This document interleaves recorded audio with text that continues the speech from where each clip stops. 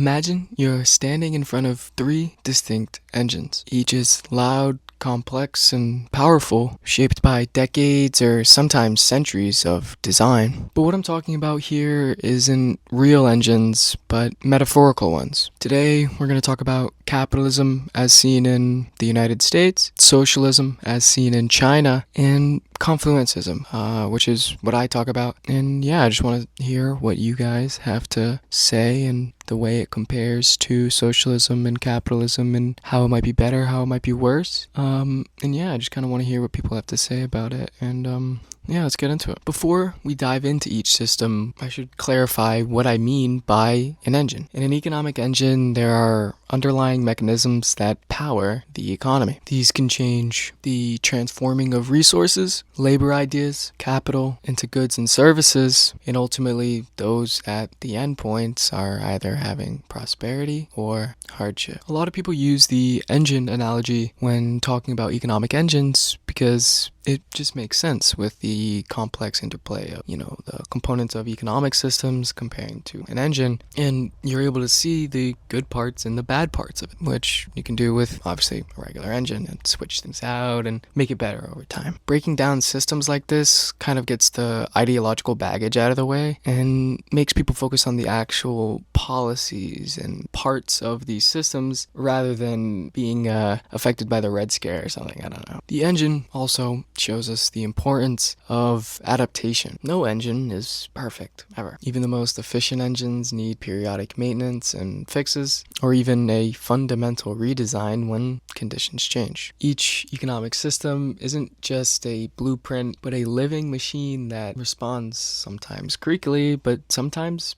pretty elegantly. When diagnosing any engine, there are four components to keep in mind. This allows us to look at each system as they are and how they act, rather than, like I was saying just before, seeing it as like this ideological thing that needs to be battled and there's a right side on both sides or something. Like it's way more than that. For example, the fuel in a capitalist system is the stock market or investing, and that's what you'd see in the US. And in China, there is state control over state-owned enterprises. Private enterprises, they still have to listen to the Chinese Communist Party, but they do socialism with Chinese characteristics, right? Or it could be more modular and decentralized, like Confluencism. These different mechanisms move that fuel around differently, and sometimes just have entirely different fuels. The output of that fuel and combustion in the engine is what people experience because of that engine, whether that be technological advancement or immense wealth inequality. And each engine has a weak point. I don't want people to think like I say Confluencism's perfect. I don't think that. I think there's probably something that could be fixed over time, and I don't know. I think things can just get better over time. But when you look at it through like that socialist, dialectical, materialist lens, I guess you could say, like people will see that and say that's just contradictions fixing itself. But that's not necessarily like the case, right? Things just kind of happen. Things can be better overall. But what I talk about with like switching things around isn't like, fundamentally changing the system, going from say like a capitalist to a socialist system based off contradictions. It's nothing like that. It's more of just finding something that could work better that fits the goal that Confluencism is going for, which isn't exactly equity or equality. It's paying people what they're worth, which capitalism certainly doesn't do. And I haven't really seen that happen in a socialist system either. There's somebody having their wealth be redistributed in some way, and that can be a negative, especially when for a capitalist system, for example, wealth leaks out. But in socialist systems, they just don't necessarily get paid exactly what they're worth because of a dynamic system that's democratically voted on, and it's kind of just wealth sharing. It's not as dynamic. America's economic engine is widely recognized as a capitalist engine. Its core premise is private individuals and firms invest with the aim of maximizing their profits. Now, these can range from small business loans or a $1 trillion plus stock market. The heartbeat of American capitalism is private capital. From the time a company is founded, external and internal investors inject resources, expecting financial returns and ideally growth and value. In 2024, U.S. private equity and venture capital hit record highs with equity firms managing over $4 trillion US dollars and pouring dramatic investment into tech, logistics, and new sectors. Much of this capital is concentrated in the hands of institutional investors, major banks, and high net worth individuals, creating a dense, competitive marketplace where risk and reward are closely intertwined. Every dollar of fuel is expected to multiply into more dollars, a loop that keeps the pistons firing, markets expanding, and new ventures constantly emerging. The main moving part of the capitalist engine is profit-driven competition. Firms are rivals, each seeking to out-innovate, out-market, or out-maneuver the others for profit. This competitive thrust encourages risk-taking, rapid advancement, and relentless cost-cutting, especially where buyers have choices and new entrants can challenge incumbents. Markets act as both fuel distributor and performance evaluator. Capital flows rapidly towards sectors, firms, and geographies with the highest expected return. Think Silicon Valley or Wall Street, while underperformance is punished by capital withdrawal, bankruptcy, or takeovers. This constant churn is crucial for dynamism type shit, and volatility and creative destruction are endemic. Old industries can fail fast and en masse with new engines coming online. The capitalist engine is known for two outputs: unbridled innovation and significant inequality. On the positive side, the US regularly leads the world in cutting-edge technology, startup culture, and productivity growth thanks to its unique blend of risk capital, entrepreneurial freedom, and open markets. Every major sector, from software and aerospace to pharmaceuticals and streaming, is filled with American success stories. However, this competitive fuel also means winners and losers emerging sharply. Wealth and income inequality in the US has reached levels not seen since the early 20th century. The Gini index keeps continuing to rise as well, approximately around 0.48 now, and the top 1% of households receiving approximately 20% of the income share in 2024. Meanwhile, whole communities, whether rural towns or post-industrial cities, can see their economic lifeblood siphoned out, a phenomenon often described as wealth leakage. Profits flow up and out rather than circulating locally, especially where local assets are owned by absentee or multinational entities. This polarity, world-beating innovation coexisting with deep social fractures, is the signature output mix of the U.S. capitalist engine. The U.S. capitalist engine is remarkably efficient at turning investment into growth, especially in sectors favoring fast returns and disruptive new ideas. Its structure rewards risk, diversity, and market discipline. Its destructive aspect means new industries can leapfrog into old ones, creating almost continuous churn and progress. But this same dynamism leads to pronounced weak points, such as the 2008 financial crisis. It's a sign of persistent and growing inequality and what economists call externalities, where profits don't always line up with the broader social well-being. Another chronic issue is wealth leakage.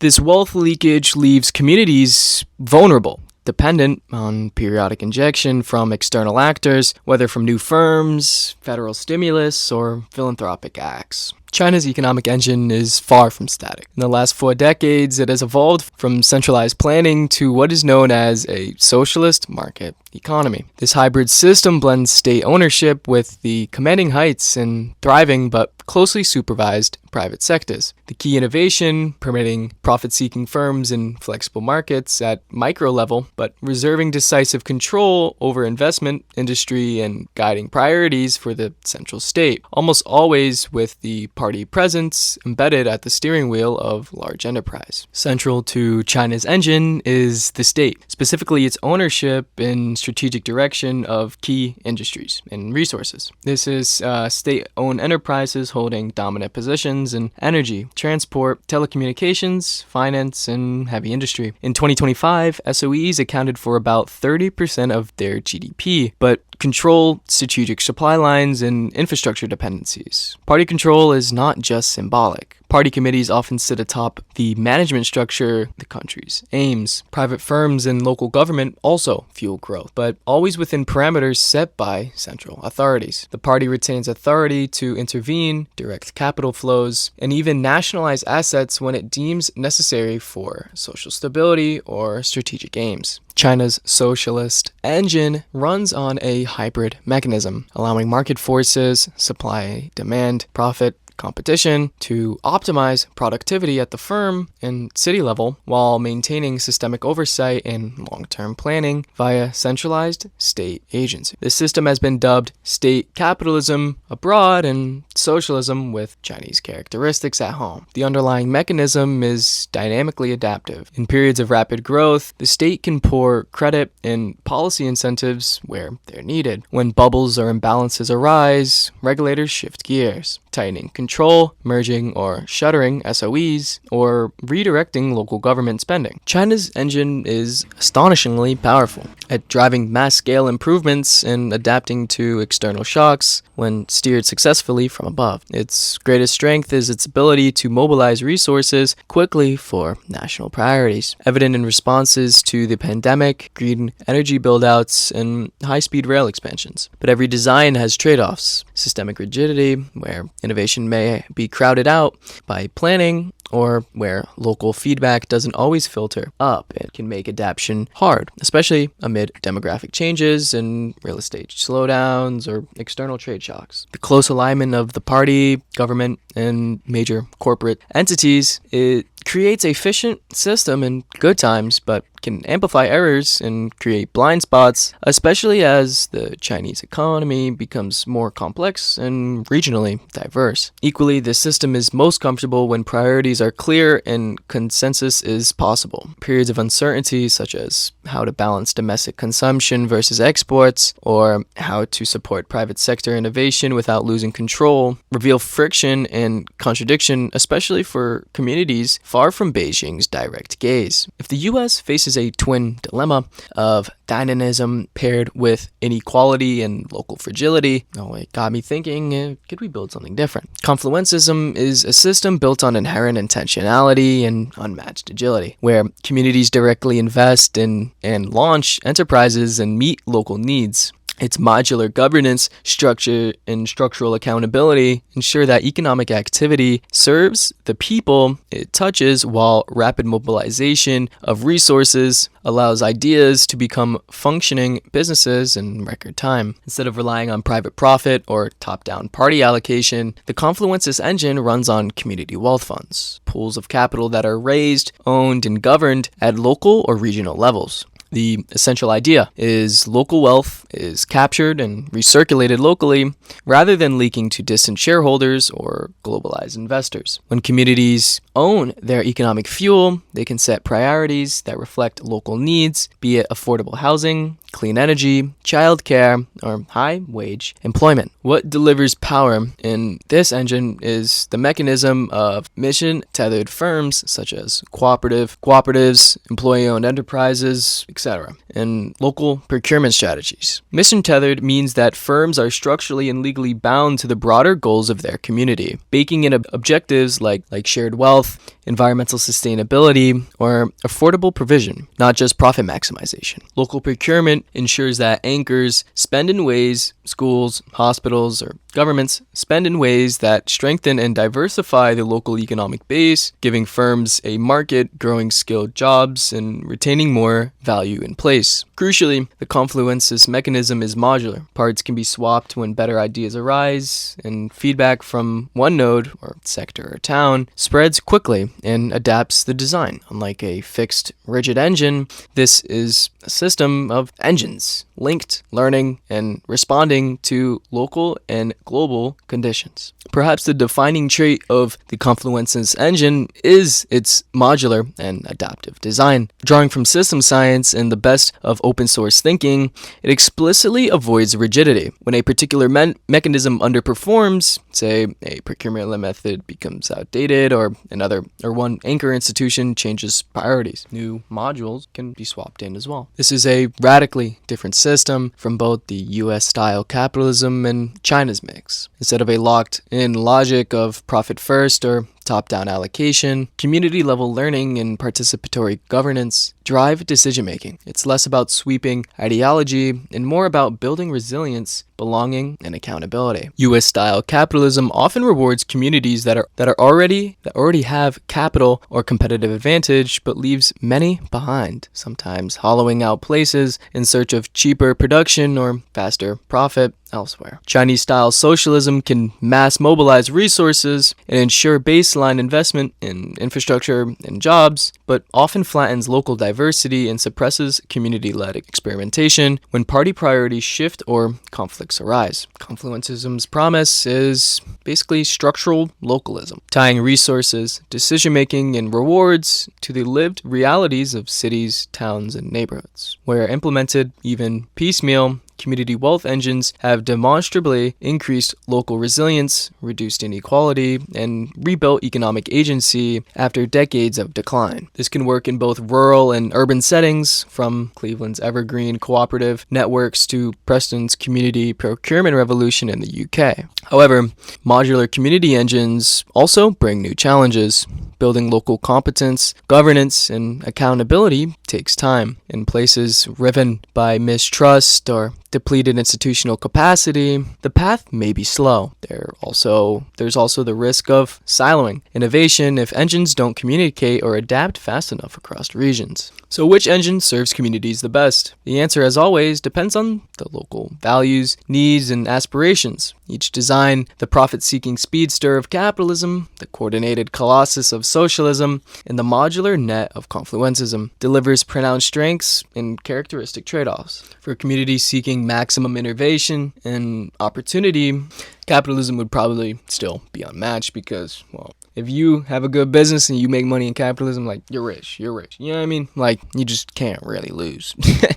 Once you get big enough in this country, you kind of just don't fail. But yeah, for those prioritizing universal baseline provision and quick crisis mobilization, the socialist engine is formidable. But for areas hungry for local agency, resilience, and circular returns, especially where wealth leakage and disempowerment are endemic, Confluencism offers a palette of tools and a modular adaptive logic fit for an uncertain century. Perhaps the ultimate lesson isn't to shit on all systems or say one is better than the other, but rather recognize that systems must be re-engineered to change over time to be better, whether through new policies, democratic ownership, or blended models. What matters is keeping communities at the heart of economic design so that outputs aren't measured in just GDP or capital gains, but in the thriving of people and places. Dude, if you like this shit, like, subscribe and shit, you know what I'm saying? Like, subscribe. What are you doing? Come on.